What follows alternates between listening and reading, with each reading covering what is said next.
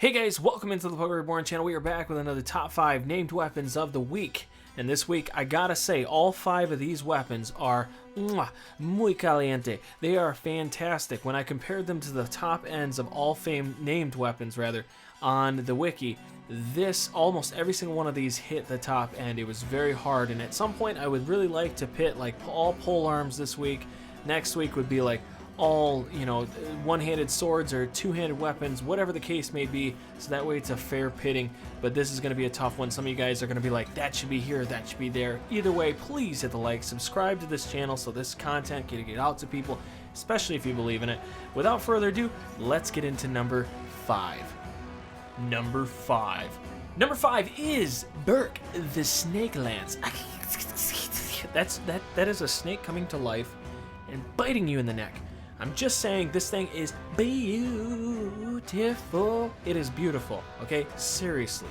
For a Spectrum, for a two-handed spear, this thing is gorgeous, okay? There's no doubt about that. But before I dive into this weapon, I want everybody to hear this too. This weapon was submitted by Call Emergency. Want to give him a massive shout out. This is his first named weapon.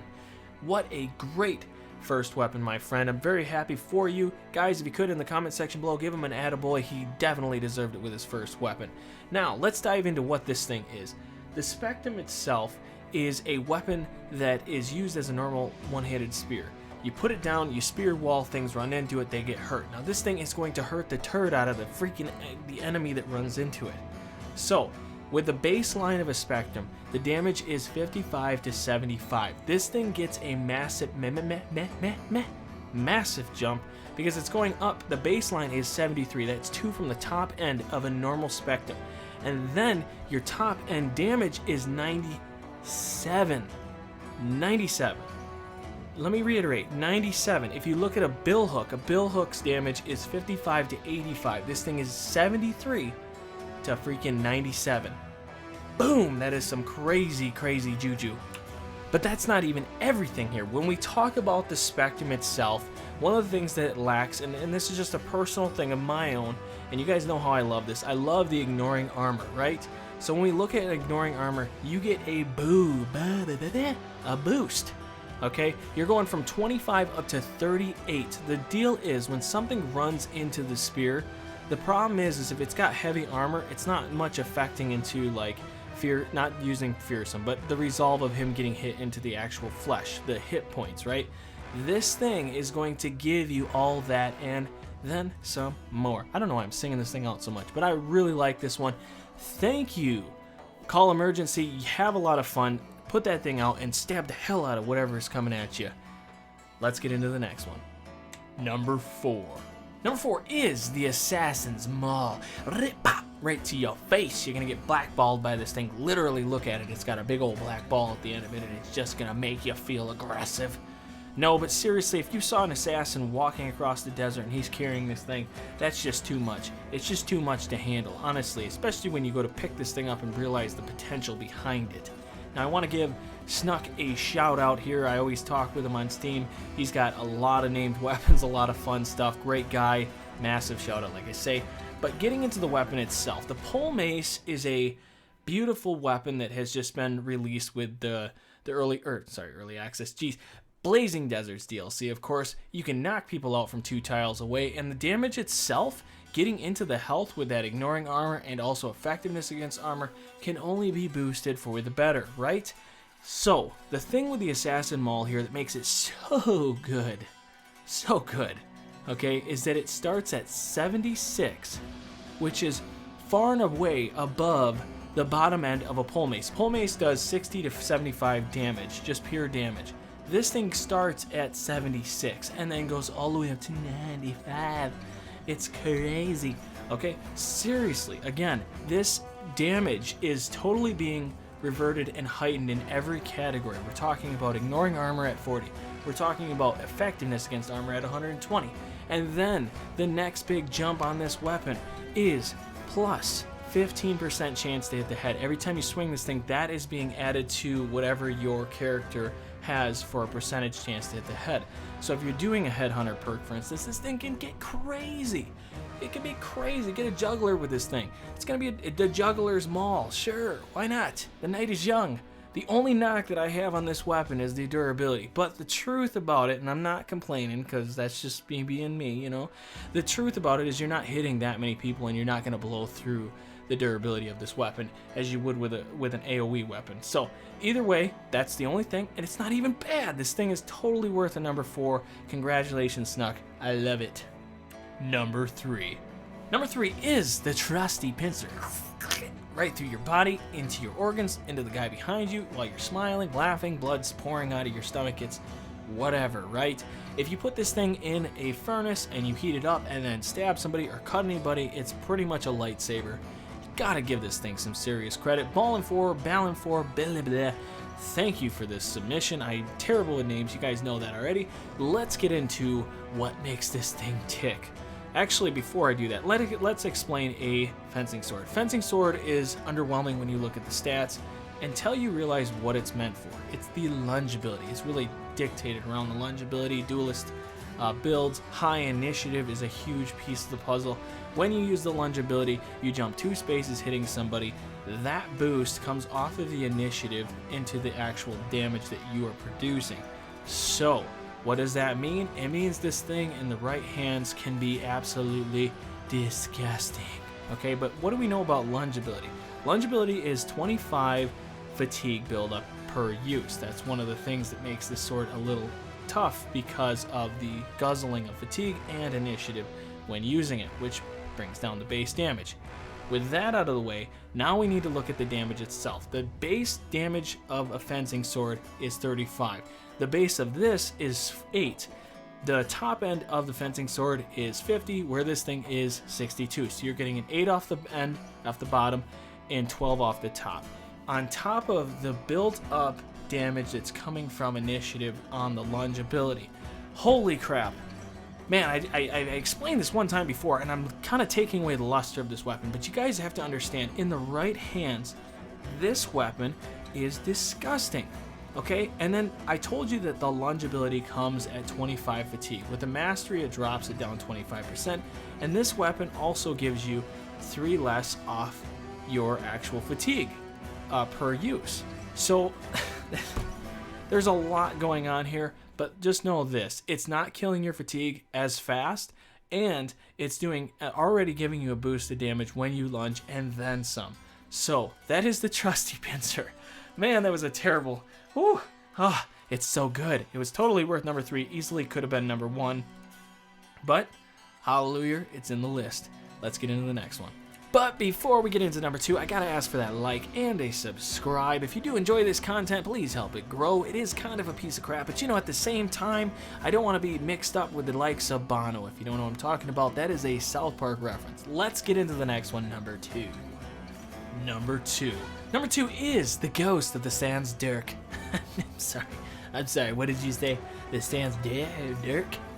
The Ghost of the Sans Dirk? What the hell does that even mean? I mean, let's get real here. If a guy comes up to you and he's like, hey, you want to see my Sans Dirk? I'm going to be like, listen to me, you fart face. I'm going to punch you in the freaking ethereal body, okay? And then what are you going to do? Scream in my face? This is why I can't date ghosts. It just doesn't work.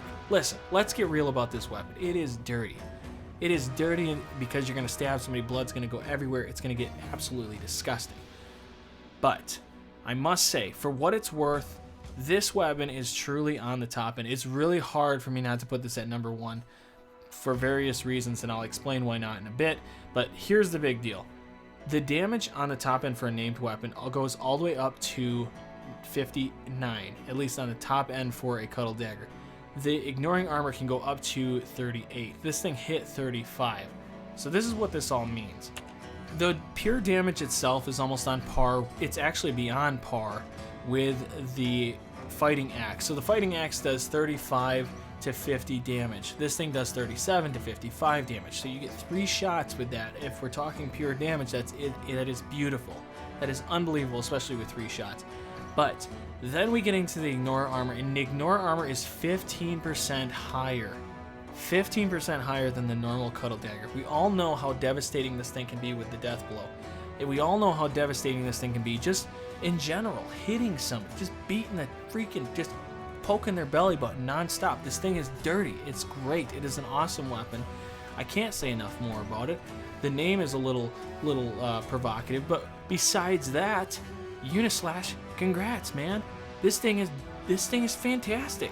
I got nothing bad to say about it. It's a silver. It looks like a genie lamp that you stepped on, and now the genie's pissed off and he wants to kill somebody.